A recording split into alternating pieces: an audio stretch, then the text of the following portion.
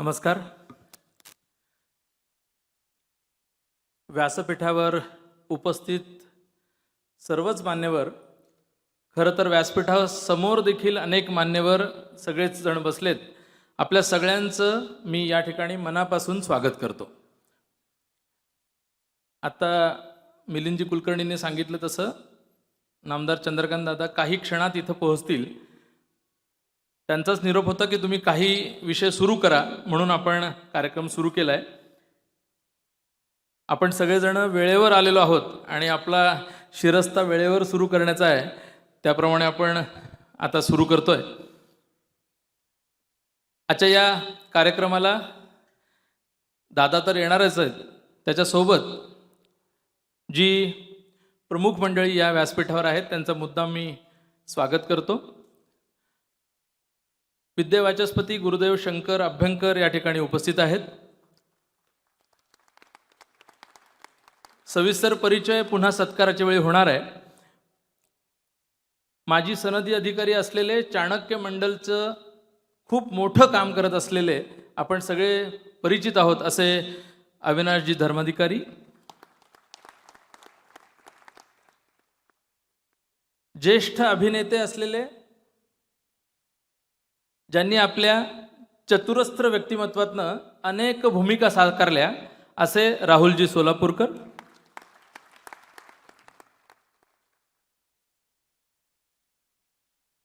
ज्या ब्राह्मणरत्ने ग्रंथाचं आपण आज विमोचन करणार आहोत त्या ग्रंथामध्ये अनेकांचा सहभाग आहे.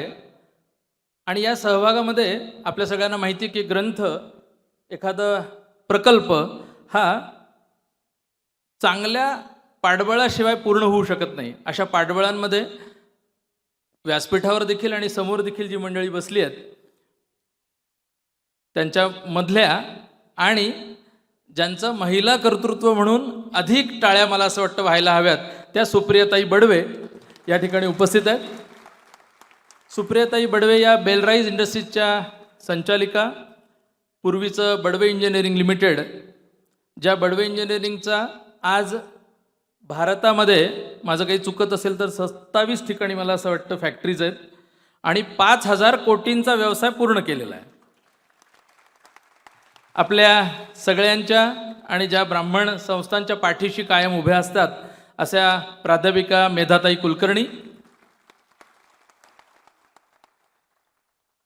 या ग्रंथाचा जसा विषय सुरू झाला तसं ज्यांनी सुरुवातीपासून आमच्यासोबत राहिले आणि ज्यांच्या नावाचा दबदबा असलेले दोनही जण म्हणजे चितळे आणि गाडगीळ असे दोघंही व्यासपीठावर आहेत. त्यातल्या श्रीकृष्णजी चितळे यांचा विशेष आपण टाळ्या वाजवून स्वागत करू. PNG अँड सन्सचे अजितजी गाडगीळ ते देखील या ठिकाणी व्यासपीठावर आहेत. बायको गेली माहेरी काम करी पितांबरी असं स्लोगन ज्यांनी आपल्या कानामध्ये सतत आपण ऐकतो अशा पितांबरीचे माननीय रवींद्रजी प्रभुदेसाई, आमच्या या संपूर्ण ग्रंथ प्रकल्पाचेच नव्हे तर गेली 18-20 वर्ष ब्राह्मण व्यावसायिक पत्रिका आणि आम्ही सारे ब्राह्मण या नियतकालिकांची ज्यांनी खऱ्या अर्थाने चिंतन केलं असं म्हणू सुरुवातीला, आणि ज्यांनी सुरुवात केली आणि आम्हा सगळ्यांना एकत्र बांधून ठेवलं असे आमचे आदरणीय गोविंदराव हर्डीकर सर, माझे सहकारी आमच्या या कंपनीचे आमचे मॅनेजिंग डायरेक्टर असलेले ओम एक्विरा मीडिया प्रायव्हेट लिमिटेडचे संजयजी ओरपे, या ठिकाणी नजर चुकीने बहुतेक असेल पण जे खाली बसलेत ज्यांची जागा वर आहे त्यांना मी आता वर आमंत्रित करतो. गोदावरी अर्बनचे मल्टीस्टेटचे जे नांदेडहून आले ते माननीय धनंजयजी तांबेकर आपण वरती यावं. लोकमान्य मल्टीपर्पजचे झोनल हेड असलेले आमचे मित्र सुशीलजी जाधव यांनी देखील वरती यावं. बुलढाणा अर्बनचे मुख्य कार्यकारी अधिकारी असलेले माननीय शिरीषजी देशपांडे त्यांनी देखील वरती यावं. आपली जागा इथं आरक्षित आहे. या विनंती आहे, यावं.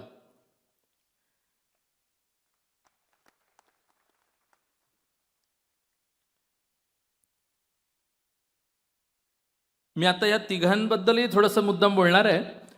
बुलढाणा अर्बनचे शिरीष देशपांडे.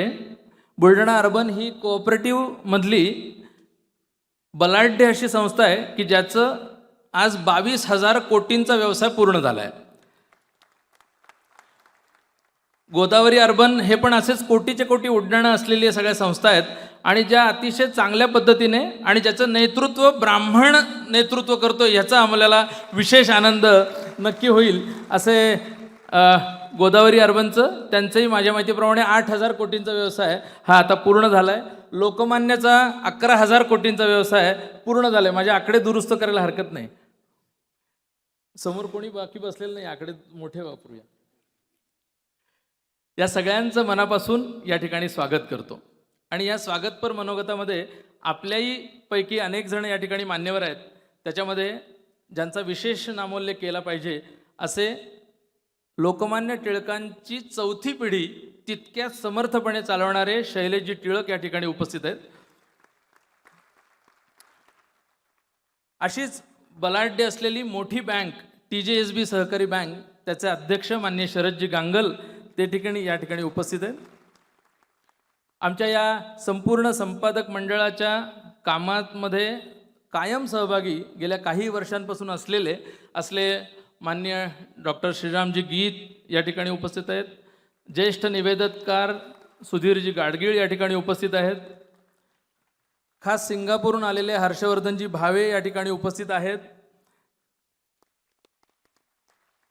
सांडूजी, मला असं वाटतं सांडू ब्रदर्स आयुर्वेदातली मोठी, ज्याला 150 वर्षांची परंपरा आहे, असे ज्येष्ठ असलेले सांडू या ठिकाणी उपस्थित आहेत.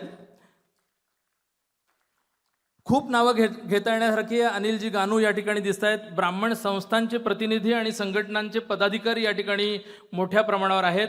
त्याच्यामध्ये अखिल भारतीय ब्राह्मण महासंघ असेल, ब्राह्मण जागृती सेवा संघ असेल, परशुराम सेवा संघ असेल, देशस्थ ऋग्वेदी संस्था, शुक्ल यजुर्वेदी संस्था, अशा कितीतरी संस्था, ब्राह्मण महासंघासारख्या अशा कितीतरी संस्था या ठिकाणी त्यांचे पदाधिकारी देखील उपस्थित आहेत. सगळ्यांचं स्वागत करताना मला अतिशय आनंद अशासाठी होतोय की बऱ्याचदा असं म्हटलं जातं की ब्राह्मण एकत्र येत नाहीत. मला असं वाटतं आजचं उत्तर हे त्याला जोरदार आहे की ब्राह्मण एकत्र येत आहेत. आपण एकत्र येतोय तर कुठल्याही वेगळ्या निगेटिव्ह कारणासाठी नाही, तर पॉझिटिव्ह कारणासाठी असं मला वाटतं. आणि हा पॉझिटिव्ह करण्याचं काम ज्यांनी अविरतपणे केलं अशांचाच हा चरित्र ग्रंथ आहे. आपण आपलं काम मोठं करावं, आपलं अधिक चांगलं काम करावं, कामामध्ये कुठेही दुसऱ्याला कमीपणा येऊ देऊ नये, दुसऱ्या जाती धर्माबद्दलही चुकून सुद्धा आपण काही बोलू नये, अशा सगळ्यांचं चरित्र हे एकत्र बांधण्याचं काम आम्ही केलं. स्वागतामध्ये एक नाव माझ्याकडनं आता राहिलं, ते पण तितकंच महत्त्वाचं आहे की ज्याचा आपल्या सगळ्यांना सार्थ किंबहुना सगळ्यापेक्षा काकणभर जास्त असा अभिमान आहे.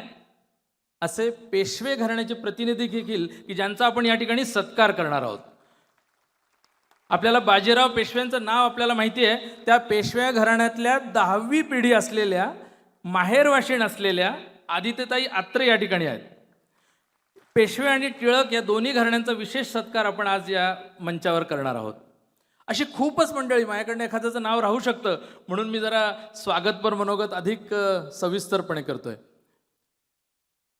तर ह्या ग्रंथाबद्दल बोलताना असं लक्षात आलं की हर्डीकर सरांनी सुमारे 10-11 वर्षापूर्वी हा विषय मांडला की आपल्या समाजाने खूप मोठं काम करून ठेवलंय पण ते आपल्यालाच माहीत नाही. अशासाठी काय केलं पाहिजे? प्रसिद्धी परान्मुख असलेल्यांना प्रसिद्धी द्यायची, हे जरा थोडंसं धाडसाचं काम होतं. पण अनेकांचं पाठबळ लाभलं, अनेकांच्या मनात असे विचार आले की हो, हे व्हायला हवं. आणि मग आपण सगळेच जण त्याचे साक्षीदार आहात. गेली काही वर्ष हा सगळा ग्रंथ प्रपंच सुरू आहे आणि त्याच्यातनं असं लक्षात आलं की हा ग्रंथ अधिक मोठा होत चालला आहे, त्याला कुठेतरी बांध घातला पाहिजे. आता तरी मला असं वाटतं हा खंड पहिला आहे की ज्याच्यामध्ये 724 ब्राह्मण कर्तृत्ववान व्यक्तींचं नामचरित्र आणि सगळं आलंय. जशी जशी मला माणसं लक्षात येत आहेत तसं स्वागतामध्ये आमचे डॉक्टर दीपक शिकारपूर, ते पण संगणक तज्ज्ञ असलेले, सायबर सिक्युरिटीमधले आज नामांकित व्यक्तिमत्व, त्यांच्याही एका पुस्तकाचं प्रकाशन आज या ठिकाणी व्हायचं आहे. त्यामुळे त्यांचंही मी मनापासून स्वागत करतो, डॉक्टर दीपक शिकारपूर. अशी ही ब्राह्मण व्यक्तिमत्व कितीतरी मोठ्या प्रमाणावर पसरली आहेत. ब्राह्मण व्यक्तिमत्वांबद्दलच बोलायचं झालं तर सलग असं धाडधाड धाडधाड बोलता येईल आणि आपल्याला लक्षात येईल की किती ब्राह्मण व्यक्तिमत्व मोठी आहेत. लोकमान्य टिळक, आगरकर, कर्वे, सावरकर, पेशवे यांच्याबद्दलचं तर ऊर भरून यावा एवढं कमी आहे. पण त्याच्या बरोबरीने खरंच खूप प्रसिद्धी परान्मुख राहिलेले असे असंख्य माणसं आहेत की ज्यांचा ह्या चरित्रामध्ये, ह्या ग्रंथामध्ये समावेश आहे. किती जणांना माहिती आहे की वनस्पती तुपाचा शोध लावणारे एक ब्राह्मण भागवत नावाची व्यक्ती होती की ज्यांचं आपण आता डालडा नावाने विचार केला काही काळापूर्वी, काही वर्षांपूर्वी. तो भागवत नावाचा ब्राह्मण माणूस होता. सर्कस सुरू करणारे भारतातले छत्रे नावाची व्यक्ती होती. हे किती जणांना माहिती आहे? कदाचित बाहेरच्या समाजापेक्षा आपल्याला तरी किती माहिती आहे. अशा अर्थाने हा ग्रंथ किती महत्त्वाचा आहे हे आपल्या लक्षात येईल. असे कितीतरी आहे. मग चिंतामणराव देशमुखांसारखं, सी डी देशमुखांसारखं व्यक्तिमत्व की ज्यांचा ब्रिटिशांनी देखील विचार केला आणि ब्रिटिशांनी रिझर्व्ह बँकेची त्यावेळेची व्यवस्था की ज्याचे पहिले गव्हर्नर चिंतामणराव देशमुखांना केलं, महाराष्ट्राने पहिले अर्थमंत्री म्हणून चिंतामणराव देशमुखांना केलं. अशी खूप नावं घेता येण्यासारखी आहेत. म्हणजे आत्ता जसं सांडूंचा उल्लेख झाला तसाच धूत पापेश्वरचा उल्लेख आहे. 150 पावणे 200 वर्ष आयुर्वेदासाठी ही प्रसिद्धी सोडून काम करणारी माणसं आहेत की ज्यांची आता 5वी 6वी पिढी देखील काम करते. या ग्रंथामध्ये आपण हे पण वाचणार आहोत आणि आपल्या लक्षात येईल की ही सगळी जी पिढी आहे, ही सगळी पिढी त्यावेळी संपून नाही गेली, तर त्यांनी हा वारसा पुढे दिला आणि त्या पुढच्या वारशाने देखील हे स्वीकारलं. आम्ही मंचावर येण्यापूर्वी आपण आणखी एक इथं व्हिडिओ फिल्म बघितली असेल, जशी आपण बुलढाणा अर्बन लोकमान्य आदींची बघितली माहितीपर, तशीच युवा उद्योजक असलेले प्रशांतजी कारुळकर की जे आज मंचावर इथं उपस्थित नाहीत, सभागृहात नाहीत, त्यांचे प्रतिनिधी या ठिकाणी आलेले आहेत. युवा उद्योजक फक्त 45चा माणूस आहे ज्याची आपण व्हिडिओ फिल्म मगाशी बघितली, प्रशांत कारुळकर. आकड्यातच बोलायचं तर कधी कधी आकड्याशिवाय त्याचं महत्त्व लक्षात येत नाही, आकड्याशिवाय त्याची ताकद लक्षात येत नाही. मेधाताई जास्त चांगलं सांगू शकतील की संख्येला किती महत्त्व आहे, डोक्यात काय आहे याच्यापेक्षा डोकी किती आहेत याला आज महत्त्व आहे. हे चंद्रकांत दादांसाठी ठेवलेलं वाक्य आहे, ते आत्ता मी वापरलं की डोक्यांना महत्त्व जास्त आहे दुर्दैवाने डोक्यात काय याच्यापेक्षा. आणि आपण ब्राह्मण समाजाचं की डोक्यात पण आहे आणि डोकी तेवढीच आहेत, आजच्या ह्या संख्येने जास्त त्याचं दर्शन झालेलं आहे. प्रशांतजी कारुळकर युवा उद्योजक, त्यांची आपण IV बघितली तर आकड्याचं सांगत होतो मी. ह्या तरुण उद्योजकाने साधारणपणे 5-5.5 वर्षापूर्वी एक रकमी सहाराची 1100 कोटी रुपयांची जमीन चांगल्या अतिशय पारदर्शी सर्व इन्कम टॅक्सचे नियम वापरून विकत घेतली एकाच व्यवहारामध्ये. 1100 कोटी कशाला म्हणतो आपण? या स्वागताचं माझं भाषण संपवत आणतो. त्याच्यापूर्वी पण काही जणांचा नामोल्लेख करायला पाहिजे. आज या ठिकाणी पत्रकार आणि माध्यमांचे प्रतिनिधी आहेत, त्यांचंही मनापासून स्वागत आहे.